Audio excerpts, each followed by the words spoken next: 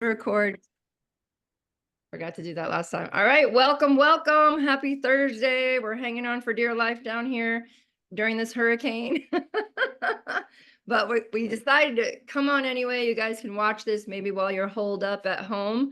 Hopefully your internet doesn't go out. But welcome, Chester Dilday. Well, thank you. It's great to be here on this windy afternoon here in Florida. Yeah, so you guys know me. So I want if you can introduce yourself, Chester, just give us a little background about how long you've been doing triathlons, what you do for a living. And then we'll get into the nitty-gritty about how you got to World Championships and a little bit about how it's been working with Full Circle. Does it sound like a plan? That sounds like a great plan, but thanks for introducing me. Chester Dilday is my name. I'm actually a kind of a co-resident, officially from Florida, where I am now, but we also have a house up in the Atlanta, Georgia area, and that's where I'll be spending most of my time right now. Was in the controls business and made a decision at the end of last year to go into full-time coaching for endurance athletes as a area, not a whole lot of opportunities in the north part of Atlanta for triathlon coaching or group activities. And the program that Aaron has down in Miami is just so ideal. I just felt that we need to bring that up to the Atlanta market, and that's what we're going to do. So that is the plan. And I guess now we're on the topic of worlds. Yeah, I'm super Okay. excited about, wait, real quick, but I'm super excited about the opportunity to bring Full Circle Coaching to Atlanta. So this is like, I guess we're spilling the beans right now. But yeah, so more to come on that. And so Chester is an experienced triathlete. So let's talk about your experience and how you qualified for Worlds. Let's go back down that road. All right. Well, I've been doing triathlons now for a little over 8 years and everything. Kind of got into the endurance sports item. Kind of got guilted into it by a friend of mine in South Carolina that said that should be able to do one. And when I told him that I really don't know how to swim, my last bike had playing cards in the spokes and a banana seat, and running just as hard. It just doesn't sound like fun. But he talked me into it. Started out with the sprint level and progressed all the way up through the Olympic, on up through the half Ironman, to the full Ironman. And last year at Daytona, actually, I didn't realize it. Love Daytona as a race. It's in December. Clash. Yeah, Clash Daytona. Clash, correct. And so I didn't realize last year it was the qualifier for the long course world championships. And we placed well enough in that race to qualify for worlds. It was in Australia. And My who's wife we? had Who's we? my wife and I both ended up qualifying. She is not real interested in the longer distances. She much prefers the shorter sprint level distance. So she qualified for the sprint duathlon, and I qualified for the long course. And so we packed our bags and decided we would go to Australia. And it was And real just quick, a that was the pardon? triathlon for you. You did the long Right, distance tri. Okay, yeah, cool. right. Yeah, so awesome. And so how does it work as far I know Clash again is another qualifier. So what's the qualification? What do you have to do to be able to qualify to get accepted to Worlds? Do you know the cutoff numbers? Is it the top three, top five? Is it a percentage in your age group that gets to qualify? I believe it is top five get an invitation from the qualifying event. And if the top five do not choose to take that slot, then it will roll down to whoever has the highest standings in USAT Oh, for other long distance races. So okay. it's still race specific, but it's not category one is if you went to Worlds last year and you got on the podium, you get to Okay. come back. Okay. Then it goes through the qualifying process, and for each individual sport, they will have a race. I believe nationals for the standard triathlon for the sprint and Olympic were just a couple of weeks ago in Atlantic City. Mhm. So that was that qualifying event for those races. The long course race qualifier will be at Daytona again this year on December 5th. Right. And then we know that I know the long course world championships is going to be in Spain, Ponte Vedra, Spain next year. That Do is you know correct. where the short course is, that where the sprint and Olympic distance one is? Because it's usually a different venue.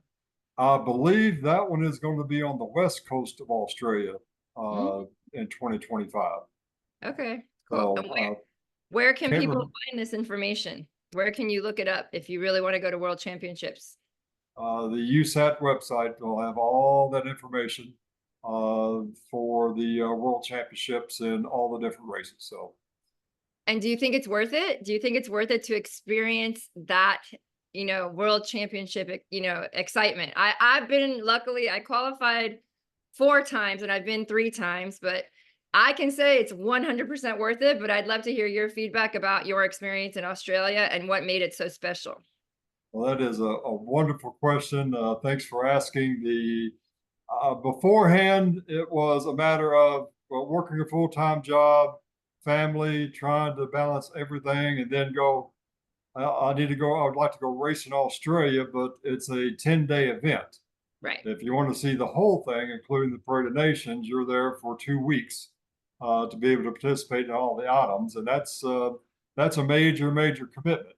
So I actually asked several of my friends who have done both, who had done Kona, who had done the World Championships, and hands down, it was relayed to me that the World Championships always seem to be best.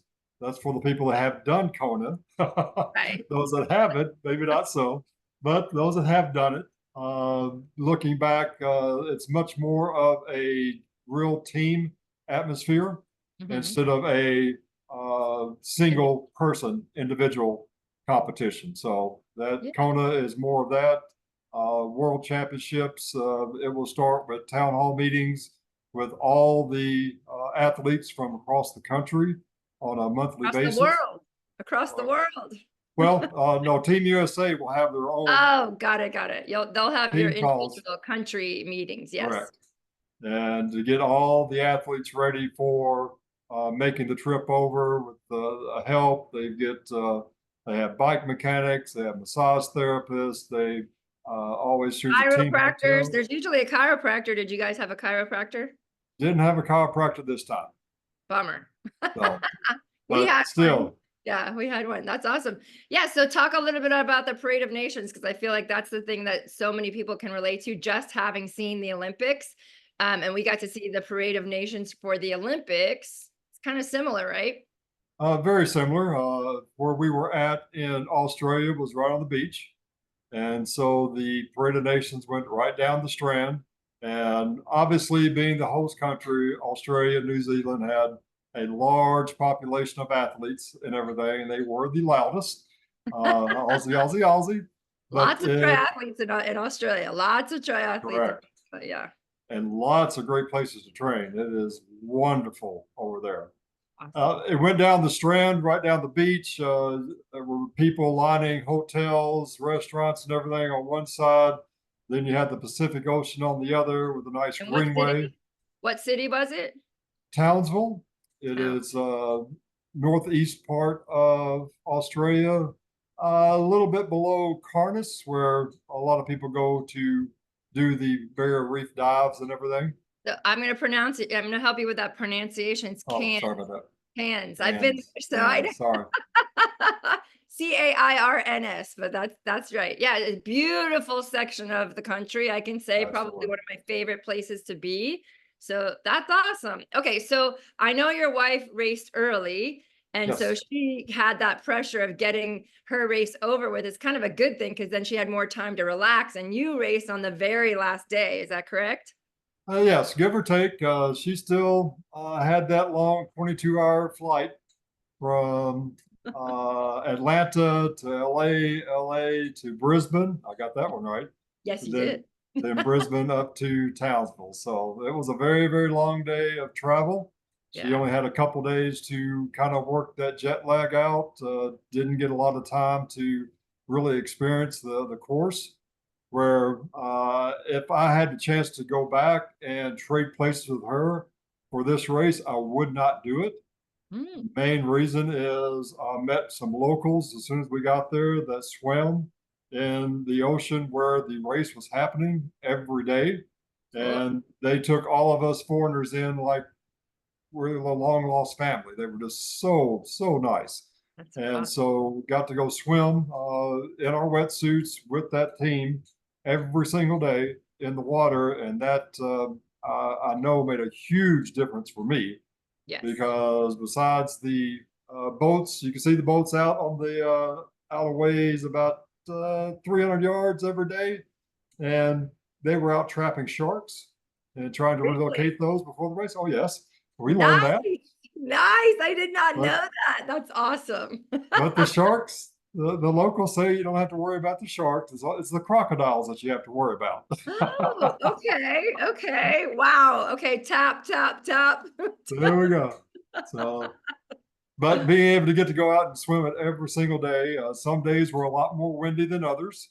Mhm. Some days were very calm, but getting familiar with the sunrises, especially being able to see the large buildings to sight off of and Yeah. everything That's made a huge difference. yeah, So on your I ability wouldn't to have change. your yeah, on your ability to have your best swim performance by knowing that the area where the race was is so important.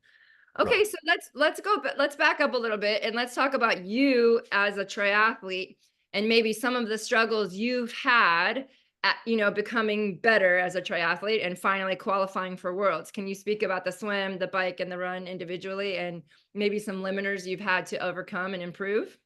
Oh, absolutely. And typical of the early triathletes, really don't know what we don't know. First bike was a quote unquote carbon fiber road bike off of Craigslist because carbon fibers that's cool. So that's got to be the perfect bike. Had no idea about size, crank lengths, or anything, but it was cool. It was carbon fiber, and it was a road bike. So Right. that's how I started, Okay. and uh, didn't really know about coaches for triathletes at the time. I Mm. started at the YMCA myself doing boot camp classes to get in shape. I had Wow. a, Talk I about was specificity, right? absolutely, well, at this time, we're backing up. I was close to 300 pounds at the time. Oh my goodness. Could Wow. not really run out of the neighborhood because it was uphill. By the time I got to the top of the hill, I was just done.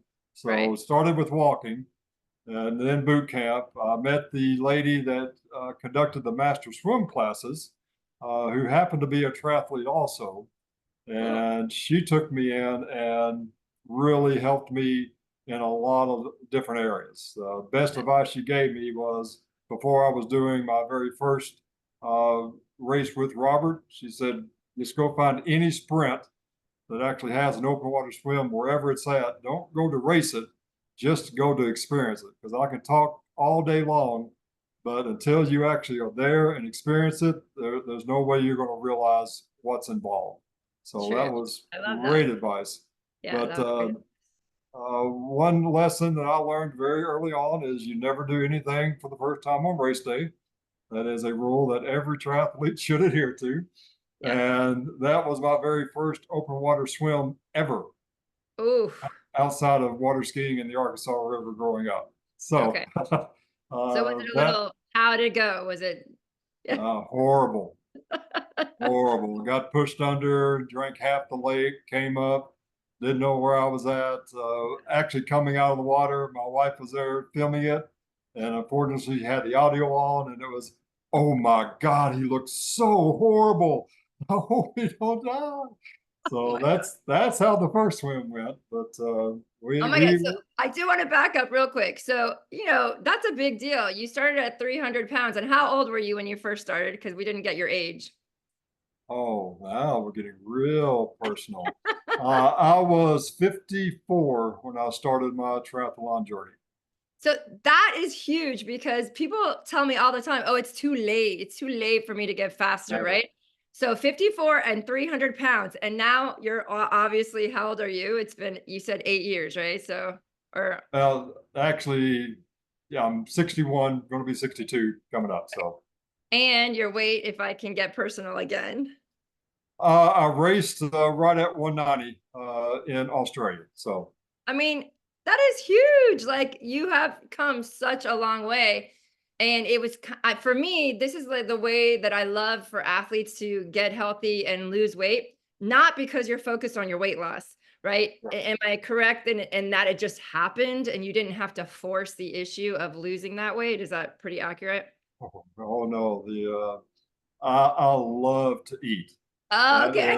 That is a problem I have. Okay. Even as we transition from horrible foods, because again, being born and raised in the South, Right. if it's not fried, it's really typically not on the table. So that's how I grew up. And sweet tea, mom would Mm, always put at sugar, least sugar, one sugar. cup of sugar in Right. every gallon of sweet tea. So it Wow. was all just, sugar, sugar, and fried foods, and a lot of it. Right. Going out to with the friends to get a pizza at the pizza parlor, I would order the extra large pizza and ask my friends, "What are you ordering?" Oh my That's gosh. Okay, uh, so how did you make the switch? Like what work was it because you wanted to perform better that you lost weight then? absolutely Okay, so there was uh, a motivation, there was a driver. much more motivation because Love that. less weight on the bike obviously means fewer Power. watts to have faster speed, and on the run, it is completely night and day. Yeah. Swim wise, since water is so much more dense than air, you can kind of get by with a lot more weight. That's Mhm. why you can see a lot of people that doesn't look like an athlete, but they can swim great. Really fast. Yeah, the They're buoyancy really factor. fast. Yeah. Correct. So, Buoyancy factor. but That's on the still other a two, 110-pound weight loss. That's pretty badass. And you've done some really, you've progressed in your speed and you're pretty much are always on the podium now. And you did qualify for worlds by taking that journey and just, improving, improving, improving, right? but biggest thing that I learned, especially early on, is the workouts are truly a small part of, especially doing long course. Yes. And trained just go you always go back to what you know.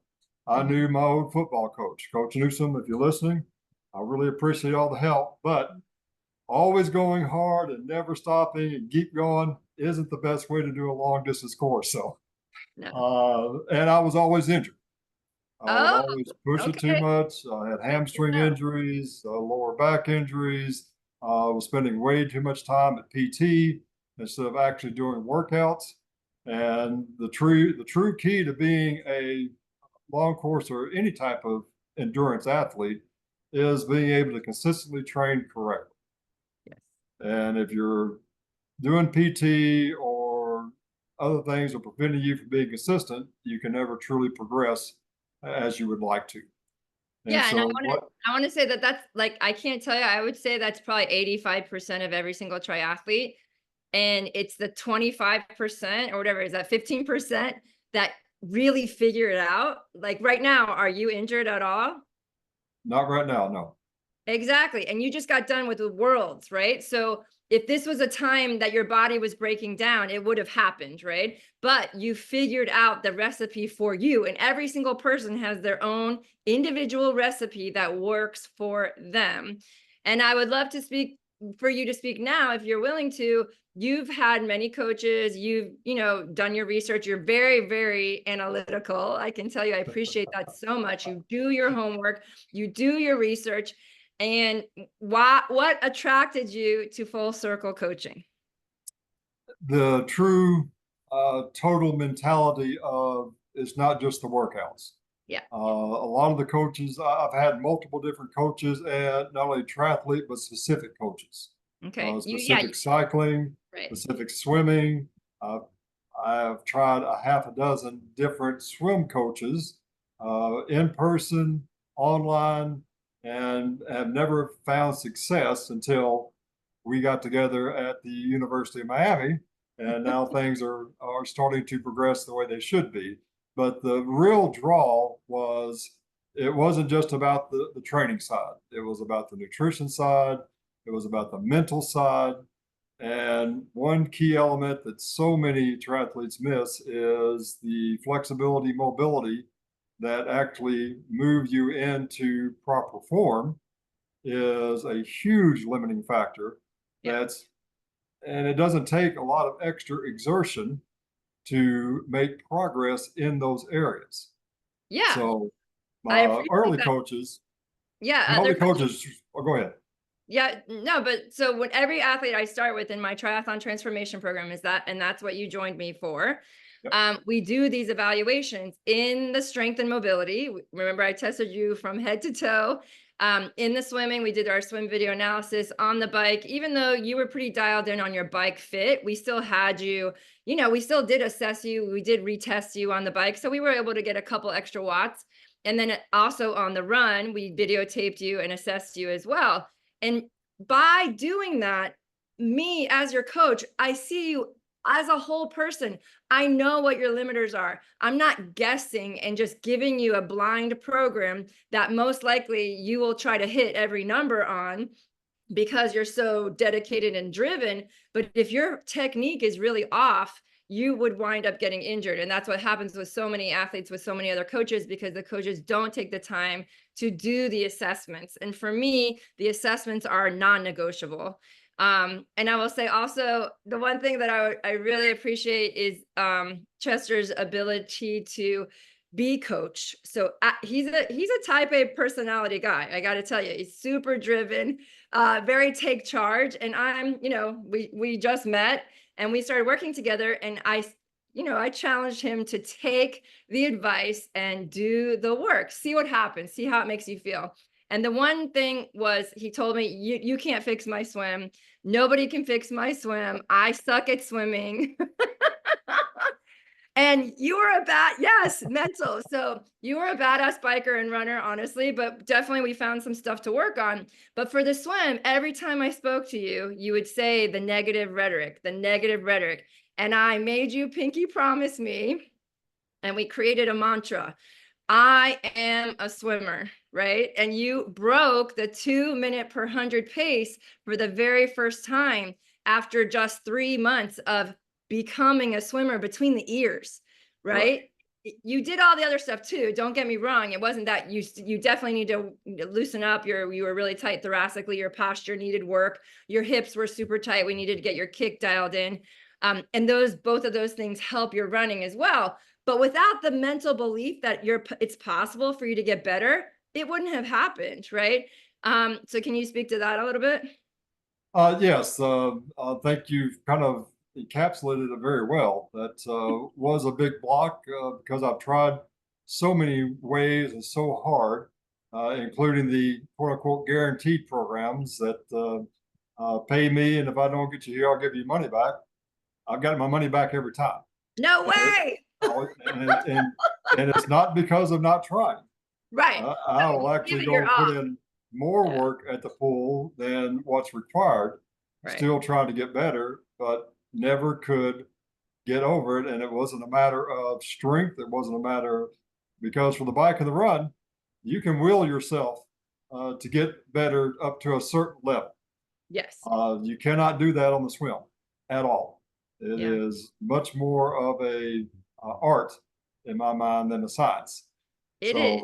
So that is where your help has been invaluable, not only in the pool but also the mental side to get me out of I really suck at swimming because I don't say that anymore. Yay! Yeah, you are a swimmer. And also the race strategy. You did a couple of shorter distance races leading up to Worlds, and you weren't doing the warm up. You weren't getting the heart rate up and getting really primed to push the swim. And the swim, was kind of like an afterthought. You were like, well, I already suck at it. I'm just gonna do the best I can, and then I'm gonna get to the bike and the run. But when you really dial in the swim and you get on better on your efficiency and you prep the body, you can deliver a much better swim race, and you waste less energy so that you can perform better on the bike and the run because you're just simply not as tired. So I'd love for you to break down your race, in Australia, quickly, just to go through the swim, the bike, and the run, and how it all played out and how well you did, because as first American in your age group, I think that's pretty badass, right? That that definitely was. Well, a lot of the prep started with the pre-race plan. We exchanged several different versions of that. I personally look at a lot of my numbers. I did have a very good block of build up to the race, especially in the early base days. Uh, really spent a lot of time working on aerobic fitness, a lot of zone 2 type of running for longer distances and everything. Same on the bike. Again, really trying to maximize the fat burning, fat max zone to get my weight to where I needed to also. But Yep. that really allowed me to enter in the race prep stages of really ready to go. Yeah. Now, uh, work comes up, life always gets in the way. Always. Even for the pros, life will get in their way too, just not as much because that's all they do. But Right. some work things came up. COVID came up again for me, put me out. Yeah. So did it go exactly as planned? It never will. No. But still being consistent, especially during that early base stage, really allowed me to do the prep work, including our super days before we went to Australia to really prepare for the race to go well. Yeah. So the race plans I put together, looking at the metrics, know approximately what percentage I can hold of my threshold powers on the swim, bike, and the run. I know what those are because we tested them too, Hmm. and I've been testing them the whole time. Right. So my race plan was fairly accurate, not quite as accurate as my wife's. So she was only 11 seconds off of hers. Nice. And I actually, and mainly due to the swim being so good, I was 6 minutes faster than my planned race schedule. So, and Yeah. part of that was also setting up what my ultimate goals were. So I have here's what I think I can do. Here's would be if everything went absolutely perfect, and here's what happens if things start going off the rails, weather-wise, mechanical, or whatever. So I have 3 different types of Great. plans in my mind that I Hmm. prepare for before the races and everything. But for this race, my optimum was to, as you said, wanted to be the very first from the United States to finish Yeah. because I was not the fastest qualifier by a long shot for the U.S. But Okay. that was a goal that I'd set when I decided to actually do this race I love it. and everything. So we did achieve that, and top 10 in the world was I'm going having ever participated on this stage before because it is a big difference in Huge. the level of athletes there than People are what we see fast. in Yeah. even Around the world, Ironman people races. are Yeah, way fast. Yeah. Very, very fast. exactly. So going top 10 would be just beyond belief. Right. And we ended up being top 5 Woohoo. because we did pass that last Australian right before the end of the run. So Love it. Dig deep. You time that caffeine gel just at the right place, right? just at the right time and everything. But Oh, the swim went off well. Again, it was a different environment. It was more towards what you would see on the Ironman tour or the PTO tour right now, where you don't lay out your beach blanket in transition and bring your 5 gallon bucket to sit on. That doesn't happen at Worlds. You have your crate, and certain things go in the crate, certain things don't go in the crate. very so many Very, rules. very, So very, many. very specific Yes. about what you can do and what you can't do. And if you don't do it, there are officials everywhere, and they do penalize you there on the spot. Yeah. So they are very, very stringent on that. So that was a whole different Did you feel element to. pressure? Did you feel like pressure to like make sure you didn't make a mistake? I felt that I needed to make sure that I thought more than I normally do. Normally do. Yeah. And to the point that actually, before coming out of T2, I actually turned around and went back just to make sure my Yep. helmet was fully in the The crate box. Yeah. before I went out. But Because if I left it on my bike or on the ground, you they get a were pen. going to hold me up for 2 minutes when I got outside. So I Wow. didn't want that. Right. But so that was a different item of transition. The swim start was my very first deep water In swim water start. sport, yeah, mhm. Correct. Just And it like Kona, wasn't, that's how Kona is, yep. yeah, well, Kona is more of a larger mass start, from what Okay. I understand. Yeah, This was a multi-age group start. okay. So we had, I believe, five different age groups that started together in our group. Oh my And gosh. then there was another group of about five different male and female that all started together. So A they were mass start, staged. still a But mass so it start. wasn't a full mass start, but it was a Okay, deep water larger group start, which is got totally different than what we do here in America with it, right. our, Ironman. Let's make it easy on everybody to do the wave One at start a time. now. Yeah, Yeah, one at a time, yeah. yeah, go, Good, go, those good. type of starts. So, but that was different. I hadn't practiced for that, but You get beat we up? got not really.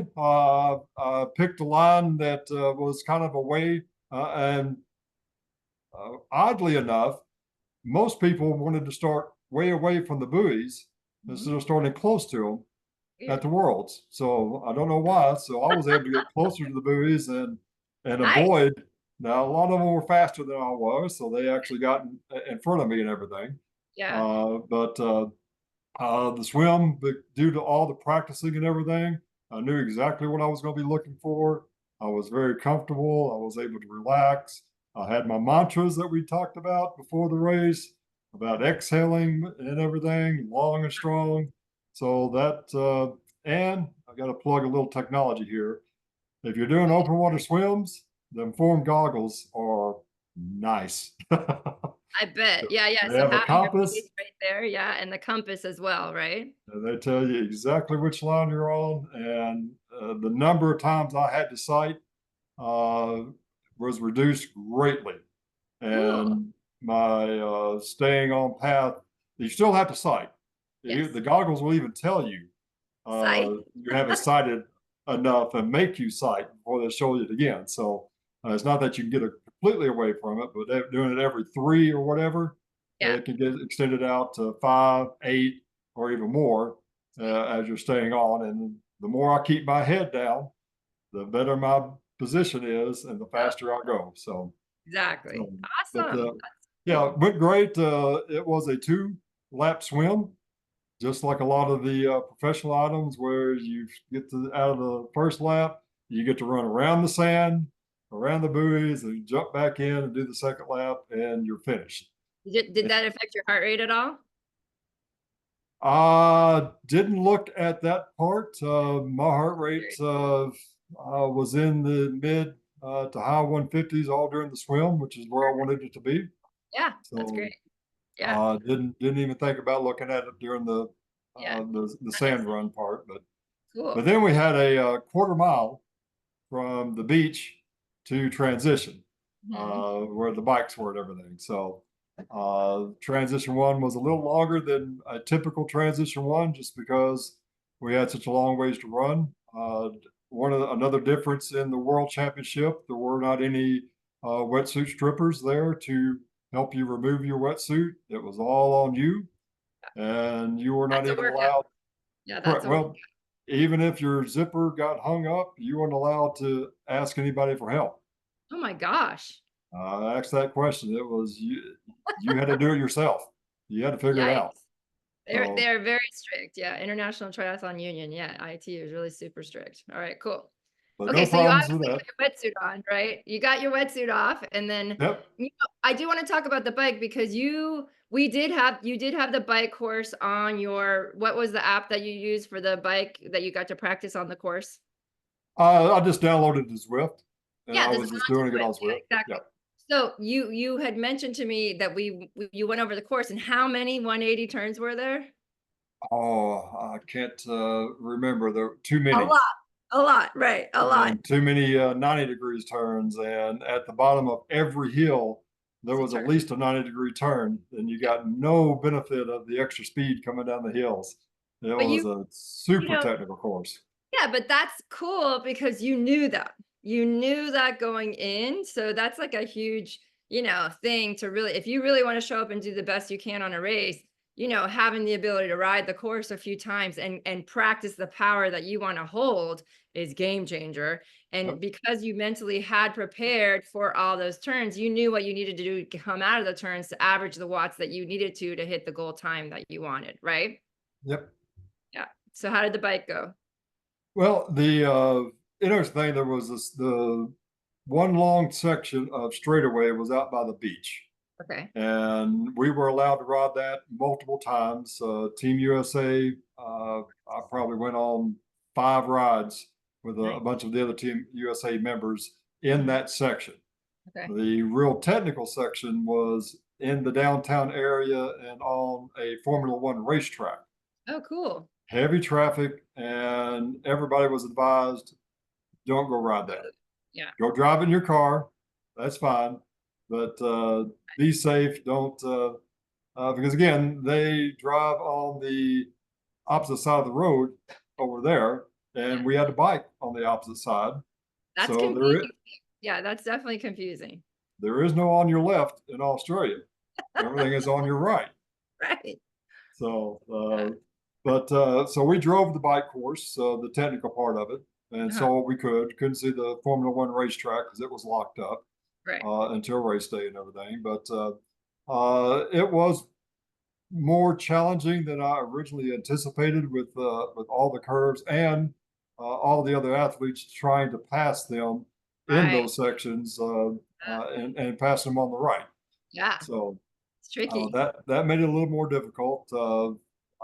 Ironman California, Daytona, all the Florida race, most of the Florida races down here are all flat, Yeah. and you spend most of your time in aero. And in this race, I spent more time out of aero, Right. uh, trying to navigate through corners and get back up to speed as quick as I could Yeah. and everything. So I was a little bit off on my bike. I missed it. I was 2 minutes slower than I had anticipated. But That's pretty again, good.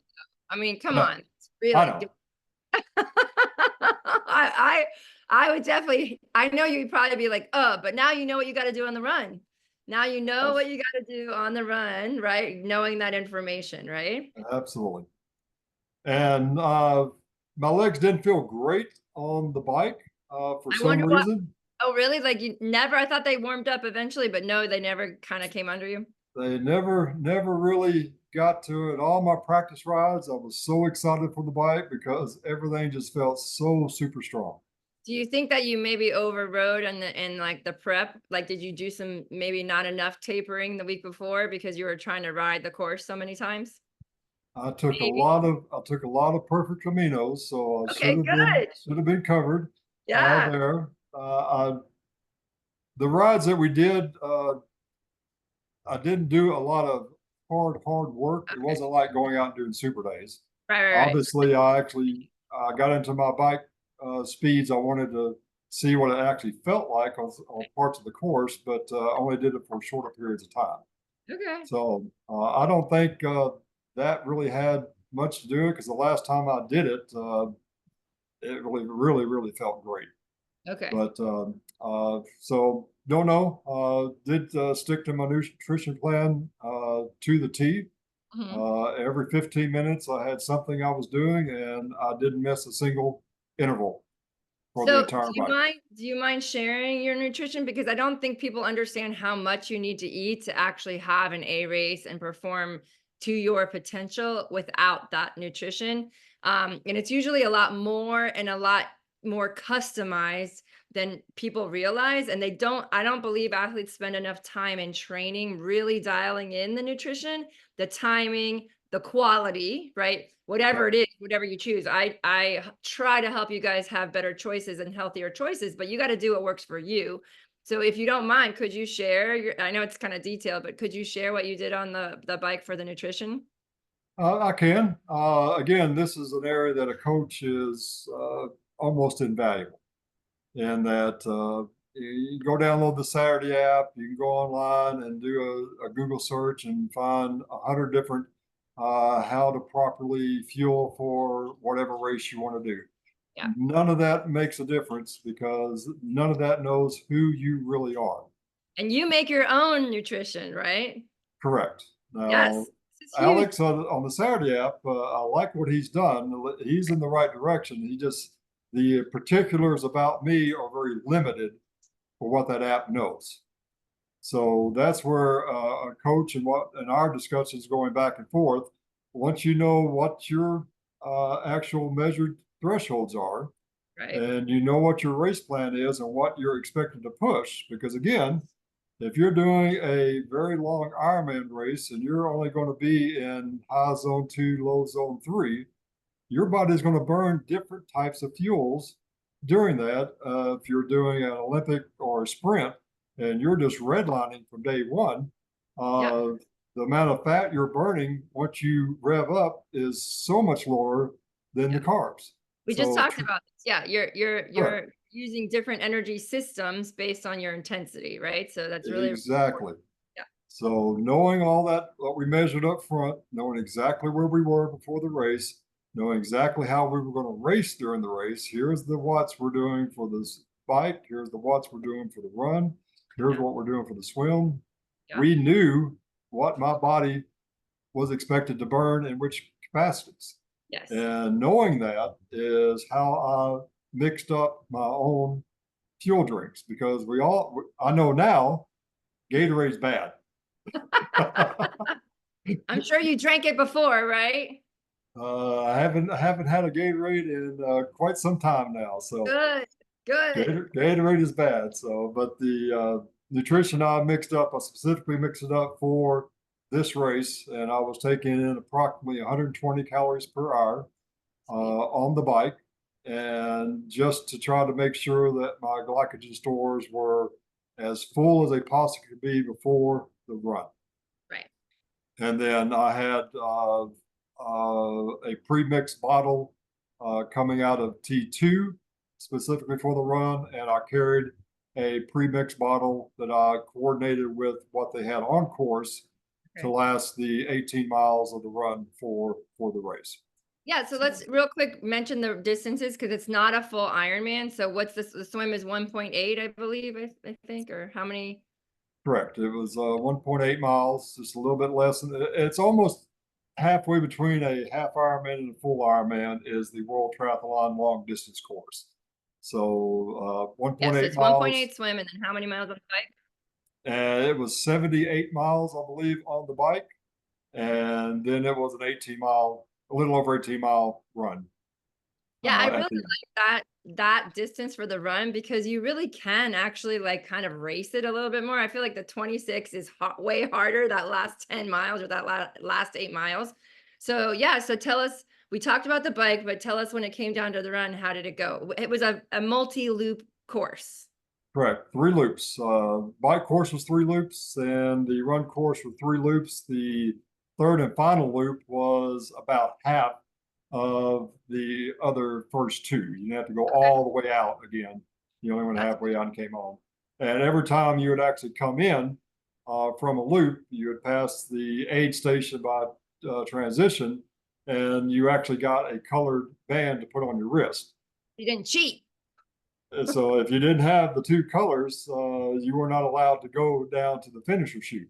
I So love it. that's how they made sure Love that it. everybody did the full race and I everything. But I was a little bit concerned coming off the bike.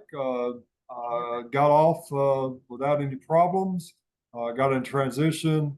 Got out of transition faster than even turning around and going back. I was still faster than I had planned on being nice. and started my run and my visualization, everything before the race on this area. I kept saying, all right, I am not going to go over 280 watts.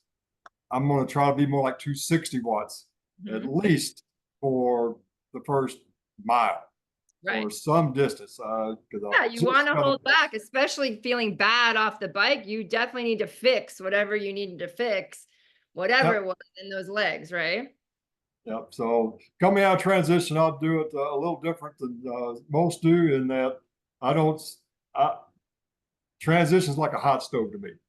Right. The faster I get out of there, the better off I am. So I I just love grab everything in my hands and I'm running out. So right. I'm putting on my hat, putting on my sunglasses, putting on my water belts and everything as I'm going out on the course. And And when I'm, honestly, you could say that is the reason you caught that first place Australian guy. That was, that right there was I be, 100%. That many seconds mattered for you to be top 5 instead of top 6, right? yep. And you do it on T1 and T2. So, Yes. Yeah. but but as I got out and started going after I got my wardrobe on and everything adjusted and everything, I looked down and I'm a little bit over 300 watts. I'm going, oh, no, can't. I told myself I cannot do that. Slow down, slow down. Yeah. So after a little bit longer, I looked down, still 300 watts. Uh-oh. So I'm like, this doesn't feel bad at all. Okay. Maybe this is good. Let's just go. Okay. So we just kind of quit looking at the watch at that point in time and really started running by feel from that point on. And the legs felt wonderful on the Yay. run, where I couldn't find them at all on the bike. So it's just that's the wonderful thing about long distance racing. It's not a matter of if. Somewhere along the course, things are going to happen that you Yes. didn't plan for. All you got to do is figure out how to most efficiently get through them Yes. and don't give up on the race. Just because you're not feeling good right now, just give it a little while. Right. It'll Give it change. 5 minutes. It'll change. It'll It'll switch. always change in a triathlon. Always. Always. So anything particular stand out on the run? I know you caught that guy the last, couple hundred yards to get the top 5 instead of top 6, but what was the weather like? I didn't ask you that. That was the one thing I forgot. It was sunny and warmer than they had anticipated. So we were, I think, in the mid to high 80s Hmm. and very humid. Not quite what we get to do down in South Florida, where it's Okay. mid to high 90s and super Everything humid. everything you're used to though. Correct, correct. Yeah. But still, the heat was a factor Yeah. for a lot of people. There were many people were cramping up and stopping on the run. But Mhm. one of the big differences when you do an Ironman, uh, especially actually when you start the run within the first quarter mile, you see all these people already walking their marathon, Right. talking about how much power they put out on the bike. I'm going, That's you're wearing $250 Nike Alpha Fly shoes and you're walking 26 miles of this 26 point whatever marathon. right. Yeah. So Skechers would be a lot more comfortable if that's what you're doing. It's But true though. It's true though. Everybody thinks they gotta lay down the hammer on the bike, but it's actually like the yeah, biggest mistake you can make. Yeah, and but I want to commend you for, even though you didn't find your legs, you stuck to the zone, your power zone, you stuck to your RPMs, you raced your plan, even though you didn't feel great about it, but it did result that you had legs on the run. So awesome. absolutely. And then did you have to resort to using any of the nutrition on the course, or did you keep to your own nutrition? A combination of both. Okay. Uh, I had my mixed water bottle on the bike and the run. I do a combination of gels Mhm. and chews. Okay. So that's that 15-minute window that we talked about earlier. Every Yeah. 15 minutes, I'm doing something. I'm taking a chew. I'm taking gels on the hours. I'm taking chews on the half hours. I'm taking the drink every 15 minutes in between there. I had my And salt tablets, my base salt with me also, and a little baggie of aminos yay. with me during the run also. But during the aid stations, they always went water, electrolytes, food, Coke, electrolytes, water as all as a sequence. So for Yeah. me, as soon as I came to the first aid station, slow down enough to grab at least 2 things of water, and it was just cooling, Right. nothing but cooling. Okay. Grab the electrolyte. I could drink the electrolyte as I get to the next cooling. And then water, it's just cool, cool, And did you cool. ever have to reach for Fresh the can Coke? go. Did you ever have? Uh, Towards the end, when I decided I was going to just absolutely empty everything I had out of the tank and everything. Probably 4 aid stations before it was over, I Mhm. decided to take Coke. Caffeine, baby. And because once you start Coke, you got to take it every aid Yeah, station. yeah. You can't stop. After that aid station, there was no more Coke. Oh no. They So I ran got to out. have, they just didn't have it at the other ones. And I Really? didn't even You think were about looking. lucky. You were lucky you got it that one. Well, they had it some of the early ones, but the later ones they didn't have it. So, They must have run but out. yeah, it was odd, but Okay. they probably just did run out. So then how And did you know that that guy was in your age group? Were the ages on the calf? yeah, they had the M60s. Everybody was supposed to do it, and a lot of people didn't. So you Right. didn't really know. You're kind of running by somebody like, is he as old as I am or not? I know he's young. I don't have to worry about him. But Right. he might be in my age group. I need to pick it up just a Pass little it. bit here, type of thing. So, Oh, very cool. Okay, so you saw that guy, you decided to push through. Tell us about the end of the race and how great it felt. well, again, did have a couple of cramping issues on the bike that I was able to work out on the run. Uh, Even doing more than I anticipated at the beginning, everything went well. No problems with cramping until towards the very end when it's like, I've just got to go just as absolute hard as I can. Mhm. And there was a very long boardwalk on the ocean that was a complete incline all the way to the top. Okay, And so that halfway up, he got you. got a big cramp, and it was not too long after I passed the Australian M60 guy. And the only thing that went through my mind is, I cannot let him pass me back. Once you pass somebody on the run, it's forever. You can never Right, let them catch you again. So right. I was able to, instead of trying just to stand and stretch, my mantra is just keep going. So a little Frankenstein Power walk, through. trying to stretch. And as soon as I got to the top, it released and it was downhill for a little ways. And now no more hamstrings, were mostly quad. So I Yeah. was able to come out of it. And I was actually able to finish with a pretty good stride at the very end, even. So, Sweet. Well, and it, congratulations. and he didn't catch me. And he didn't catch you. He didn't Did catch not you. catch me. Well, that's awesome. Well, congratulations. I know that was a lifelong dream of yours, It but was. we also know you have bigger and better goals. So please share with us your goal for the next 2 years because it is a big one. It is. Now we've achieved this standard. The final standard for me is to absolutely qualify for Kona legitimately. Yes. Don't want to do the legacy item, which is fine, but I want to be able to uh, be on the podium in my age group. It's pretty much going to be first or second to get a spot because now they have switched it to every other year. Yep. Nice is not near as attended from the U.S. Yeah. as Kona, because when I raced Ironman California last year, that was for this year's Kona, Right. and the roll down. I actually went to my first roll down in Ironman, and on the male side, not one single person passed up a slot. There was No way. zero roll downs, Yeah, I believe zero. it. That's a lifelong dream for so many, they're not going to Yep. pass up that opportunity if they qualify, right? That's correct. So, and there was a tremendous amount of people from around the world at California doing nothing but being there to try to qualify to race in Kona. Yeah, So Kona's Kona is still the pinnacle. Yeah, Kona is coming up in October.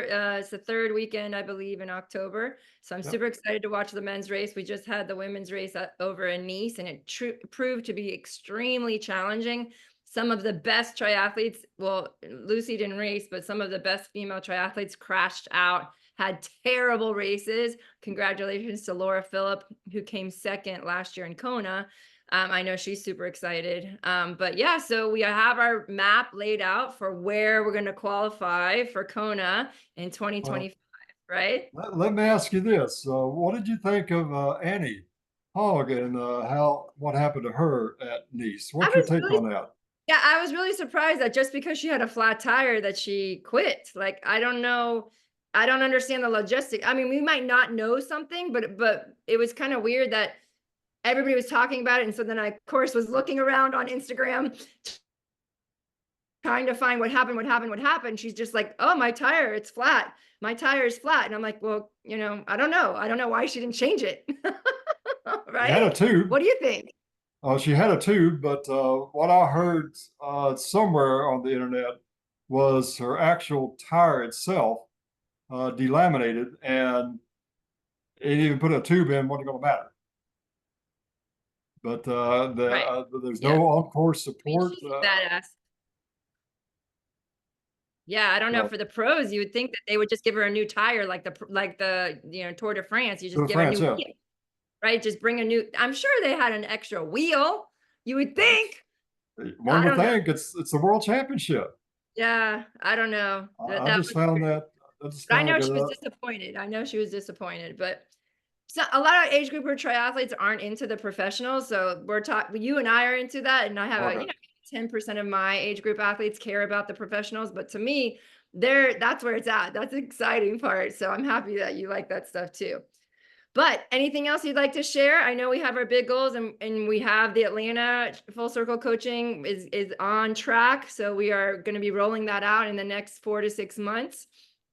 So all those people in Atlanta get excited because Full Circle is coming. And you have your own personal goals for qualifying for Kona. So you have a big year coming up. It is. It's looking forward to it. It's going to be exciting. Yeah. Anything else you'd like to share? Uh, nope. I really just thanks for the time and getting to relive the wonderful journey that we got to have in Australia. And again, now all focus is how to qualify and get to Kona. I'll be next, but also along the way, looking forward to helping out as many triathletes looking to do whatever their goals and ambitions are. Some might have Kona as a plan. Some might have their first sprint. I mean, that's where I started too. Yeah. And looking back, if that would be the dream. Is looking back, if somebody could have imparted all that knowledge and wisdom way Sooner. back when, Yes. just I can't even imagine where I would be today. Right. Even at this elderly age that we're at, uh, doing things correctly Yep. and doing the full quote unquote full circle, but prioritizing everything on the recovery side as much as we are on the actual working outside Yeah. and everything is the absolute secret uh, that I found to really maximize your efficiency as quickly and easily as possible because there's only so many hours in a day. Yes. And I just feel like thank you for sharing that realization. But I do feel like triathletes that just start, they just don't know what they don't know. And I'm always blown away at how little they know and how little they go and they do the race. And it's almost scary in some ways because they're being reckless with themselves and with other people by showing up with never having done an open water swim. I know you did that, but that's dangerous. I mean, you don't know how your body's going to react from maybe swallowing water, inhaling water, all that kind of stuff. So I feel where full circle coaching is so different is we really assess you as an individual from day one, no matter if you're brand new or very experienced, there's always something to tweak and improve. And lifestyle matters because if you're super stressed out, and you're adding triathlon on top of that, your likelihood of success is not going to be that high because it's just too much on your body and you're married most likely and have kids and you're not a professional triathlete, right? So managing all of those pieces is where I feel like full circle coaching has systems in place to really maximize you as a person and an individual to perform at the level you want to in the sport of triathlon without letting it overtake your life unless you want it to, but also remembering to have balance, right? And you need those recovery days. You need that body support, that you need the strength to be able to handle the training first. Those things have to come first. Your nutrition, your strength, and your mobility. If those come first, your acceleration in the sport is so much faster, and you don't end up like you had been, and me too. I was in PT, like it was ridiculous. I did have probably 2 good years, and then it was all downhill from there. Injury, injury, injury, injury. And I'm happy to say I'm pain free today, racing all the time. You're pain free. You just finished world championships, but that's a lesson to be learned. And athletes, if you're out there, triathletes, if you're out there is a better way to get into the sport without having to take the long road. So we'd love to help you. You guys know how to reach me. We're everywhere. I have applications on my Instagram. So we're on Instagram, Facebook, of course, here. I have my free Facebook group called Triathlon Obsessed as well. And Chester and I are going to be working together and bringing full circle to a wider stage in the United States. And I can't wait. I'm super excited for the opportunity to work together, Chester. Let's do this thing. Absolutely. But one thing before we go, Yeah. the one of the extreme valuable items, especially for newer triathletes, that I would like to point out is the community. Yes. Having other people that have been there, done that, to actually get to work out with, to be able to ask questions. You ask questions on the forums, on the internet, you're going to get blasted. And why take that, assault when you don't have Right. to? The community that Full Circle has, the Yes. athletes, the coaches, and everybody are there for one thing and only one thing, and that's for everybody to get better, no matter where they are on their Yes. journey, from getting off the couch to got a whole group going out to California coming up, Oh, yeah. Augusta Have a big coming group for up, California. and And everything Clash. else. We'll be back at Clash And as well. class, absolutely. So, so yeah, the community is uh, priceless. Yes, I agree. I love my tribe. They are the best. All right, Chester. Well, thanks so much for sharing your day. If you're out there in the hurricane, please stay safe. We are wishing you well, and hopefully this thing blows through. I feel bad for the Chattanooga athletes. I hope that it moves on quickly. I have a couple athletes race or friends racing there, and good luck to all of our athletes racing. There's New York this weekend. There's Augusta, and there's Chattanooga. So I'm wishing you well. You guys have a great day. All right. Bye. See ya.